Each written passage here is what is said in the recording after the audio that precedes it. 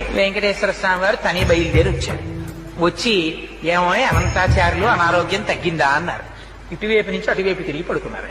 మాట్లాడలేదు. మాట్లాడకపోతే ఆయనే పాపం బల్ల లాక్కుని వెంకటేశ్వర స్వామి వారు కూర్చున్నారు. ఇవన్నీ యథార్థంగా జరిగిన సంఘటనలండి. ఓ బల్ల మీద కూర్చుని చెయ్యి పట్టుకుని అనంతాచార్యులు తగ్గలేదా, ఇంకా ఒంట్లో ఉష్ణం అన్నారు.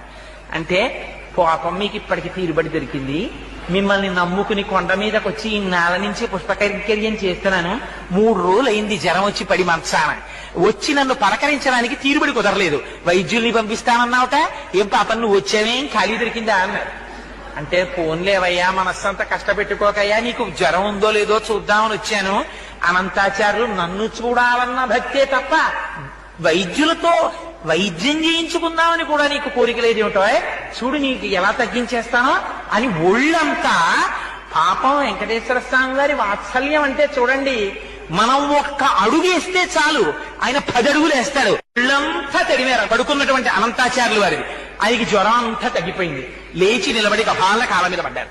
పడి స్వామి అలకొచ్చేసింది, ఏం చెయ్యమంటారు, ఎప్పటి నుంచో ఈ శరీరానికి ఉండిపోయిన ఉద్రేకం, అహంకారం, మీరొచ్చినా కూడా అంత కోపంగా మాట్లాడాను, మీరు రాలేదని మనస్సులో ఉన్నటువంటి వ్యగ్రత చేత అలా మాట్లాడాను, మరోలా అనుకోకండి స్వామి, నన్ను క్షమించండి అని ఆయన కాళ్ళ మీద పడ్డారు.